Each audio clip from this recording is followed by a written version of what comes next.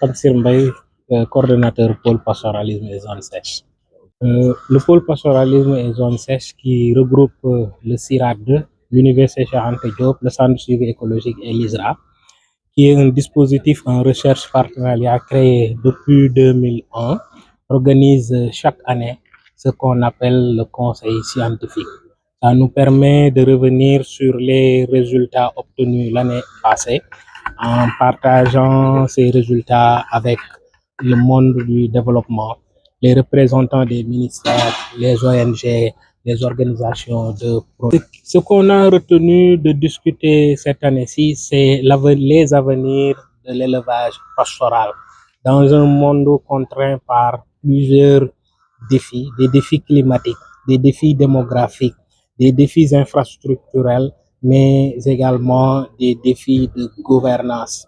Et dans cette florilège de défis, le pastoralisme est une activité qui s'est toujours montrée résiliente et qui a toujours su s'adapter à de nombreux contextes et de mutations. Et c'est pourquoi on a décidé de réfléchir cette année-ci autour des avenirs de l'élevage pour voir dans quelle mesure on devrait réfléchir à accompagner ces changements-là pour que l'élevage pastoral continue, au-delà d'être un mode de vie, continue à être un mode de développement socio-économique des territoires pastoraux. Alors, le comité scientifique, comme tu l'as si bien dit, est comme un cap qui nous permet de partager les résultats obtenus là où nous en sommes, de recueillir leur feedback et de mieux réorienter nos activités de recherche futures pour prendre en compte les différentes contraintes remontées par les participants, surtout les organisations des producteurs, mais également les pouvoirs publics. Et ça a été heureux de noter que les représentants du ministère de l'Environnement et de la Transition écologique, de même que le représentant du ministère de l'Agriculture, de la souveraineté alimentaire et de l'élevage, ont rappelé la nécessité impérieuse de continuer à compter sur la recherche sur le pastoralisme pour arriver à mobiliser, à valoriser les résultats de cette recherche-là dans l'élaboration et la mise en œuvre des différentes politiques publiques sur l'élevage pastoral. Quelles sont les grandes difficultés ou les contraintes du pastoralisme au niveau du Sénégal et en général dans la région du Sahel? Les contraintes sont nombreuses, hein? Je l'ai rappelé tout à l'heure. Il y a d'abord les contraintes d'ordre environnemental, le changement climatique qui impacte sur l'accès aux ressources pastorales, les points d'eau, le pâturage. Mais il y a également les contraintes démographiques avec la population qui augmente, de même que les contraintes liées aux aspects fonciers, avec l'avancée du front agricole, de même que les grands projets agro-business et les projets d'infrastructure qui sont menés dans des zones qui étaient traditionnellement dévolues à l'élevage pastoral. C'est pourquoi l'élevage pastoral n'est pas une activité isolée, c'est une activité qu'on doit intégrer dans les politiques d'aménagement du territoire pour que cette activité-là puisse continuer à être menée de manière sereine, de manière durable et viable pour le bien des communautés pastorales. Quand vous avez parlé de contraintes, quelles sont les innovations que vous comptez apporter pour cela? Plusieurs innovations ont été mises sur la table par la recherche, en tout cas au niveau du dispositif de recherche en pastoralisme, qui est structuré autour de 3 axes. Un premier axe de recherche qui adresse les questions environnementales, un deuxième axe qui travaille plus sur les aspects de gouvernance territoriale et un troisième axe qui est plus sur les aspects de production. Et pour ces différents axes, beaucoup de résultats ont été obtenus. Je veux prendre sur l'axe concernant l'environnement, sont indispensables à l'activité pastorale. Il y a des innovations qui améliorent l'accès aux points d'eau, avec par exemple la plateforme Wendu développée par le Centre de suivi écologique. Il y a également la formulation de rations alimentaires qui intègrent les ressources ligneuses, et cela impacte même sur la santé des animaux et de manière positive en réduisant drastiquement les charges parasitaires, surtout en période sensible durant l'hivernage. Et sur les aspects de gouvernance des territoires, avec la modélisation d'accompagnement, en travaillant sur les acteurs, sur les ressources, sur les dynamiques et sur les interactions, beaucoup d'innovations ont été menées en relation avec les collectivités territoriales, en relation avec les organisations des pasteurs pour arriver à des consensus forts autour de l'accès et des ressources naturelles.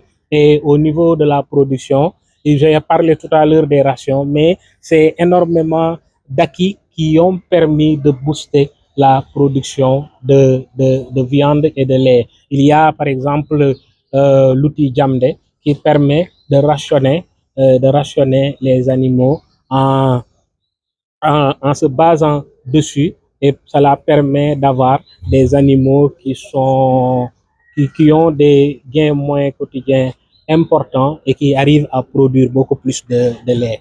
Monsieur Mbaye, les autorités comptent beaucoup sur la recherche, sur le chercheur que vous êtes pour atteindre cet objectif. Aujourd'hui, dans un contexte de quête de souveraineté alimentaire, en passant par l'élevage, on a vu que vous avez fait pas mal d'innovations, de production. Déjà, est-ce que ces innovations-là sont toujours intégrées par les autorités?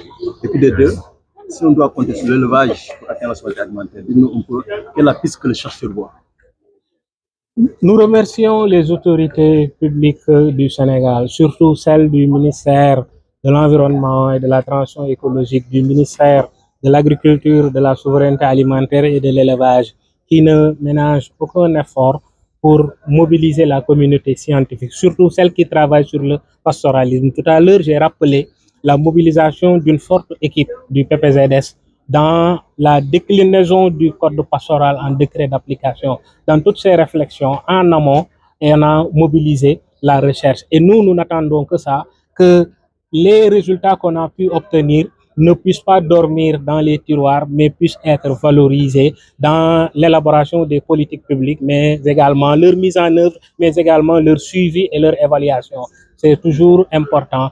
Et pour cela, c'est juste un plaidoyer que nous continuons de faire pour que la recherche soit davantage accompagnée par les autorités publiques sur des points stratégiques pour le développement du pays, pour lesquels nous n'allons pas attendre des bailleurs venus d'ailleurs, mais que l'on puisse prendre ça en charge sur nos budgets, aussi maigres soient-ils, mais cela donnera un cap fort sur l'importance que nous donnons à la prise en charge de ces questions de développement liées à la ruralité, liées au territoire, pour renforcer la résilience des communautés. On compte davantage sur vous pour la souveraineté alimentaire à travers la filière. Oui.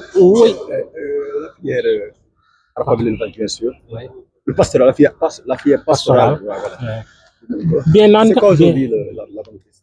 Bien entendu, la bonne piste, c'est de continuer de compter sur l'élevage pastoral qui s'est montré très résilient, qui a traversé plusieurs chocs, mais qui est resté debout, qui est resté productif et qui permet aux populations urbaines d'accéder à leur viande, qui permet à plusieurs populations urbaines d'accéder à leur lait. Et il suffit juste de voir un certain nombre de contraintes, de mettre le curseur dessus pour pouvoir mieux booster cette production.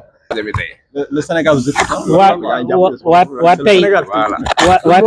waa tey dañu waa PPZS ab kuréel la boo xam ni dafa dajale ay gëstukat yoo xam ni seen gëstu dafa jëm ci wàllu sàmm nan la ñuy defe ba ñoŋal ko ñoom nag ñi ngi ko amal lu ëpp ñaar fukki at ak ñeent waaye at mu ne dañuy daje ak ñi nga xam ni ñoo fi toogal nguur gi, ñi nga xam ni ñoo fi toogal ay ONG wala ñi nga xam ni ñoo fi toogal sax ay organisation producteurs, ay pasteurs, pour wax leen gëstu yi ñu amal ci at mi lan ak lan la, fan lañ ci toll, jël seeni xalaat ngir dugalaat ko ci xalaat yeeg ci gëstu yi ngir gën a mën a ñoŋal li ñuy gëstu mu gën a mën a am njeexital ci ñoom li ñuy liggéey, te mu nekk ñi nga xam ñoo fi toogal réew mi ci li ñuy wax ay politique publique, ay sart, ay yoon yoo xam ni dañ naan fii buñ ci jaaree dinañu gën a jëmal kanam sàmm gi, wala mu nekk ñoo xam ni ay ONG la ci am ay programme yu ñuy liggéey ak ci wàllu sàmm gi buñ jëlee suñuy résultat daal di koy doxal ci yoon wi ci àll bi dina gën a mën a jëm kanam. Wala mu nekk tamit ay pasteur ay sàmmkat ak seeni organisation ñoo xam ni bu ñu jëlee li nga xam ni gëstu bi trouvé na ko gis na ko mu nekk loo xam ni dina leen jëmal kanam. Ci wàllu lu ñu gis lu baree bari élevage dafa nekk sàmm, surtout sàmm bii am ci Sahel nga xam dañuy jóge fii dem fële di topp fu ndox yi ne di topp fu gàncax gi nekk. Dafa nekk loo xam ni dafa dajeek ay jafe-jafe yu metti ci wàllu aalam, ndox mi wàññeeku, taw bi wàññeeku, loolu am jeexital ci ndox yi fuñ koy fekk, ndax kuy sàmm di nga wëgg, kuy sàmm di nga leel, te pour nga leel il faut nga fekk ay gàncax. Loolu nag dafa tax mu nekk li tubaab di wax défi, jafe-jafe boo xam ni war nañ ko mën a jàkkaarloog moom jëm leen ci dimbali. Mu nekk tamit élevage du loo xam ni dafa beru rek, dañ koy dëmmal di ko def ci foo xam ni ay nit ak ñuy bay ak ñuy def yeneen dañ faa ne. Donc loolu lépp dañ ko war a tënk ci ay xalaat, tënk ko ci ay pexe, tënk ko ci ay jumtukaay ngir mu continuer di amal njariñ ñi koy def, di amal njariñ réew mi, di mën a dimbali ñu yor nguur gi ci li ñuy tuddee souveraineté alimentaire, mooy am sañ-sañ ci li ngay lekk.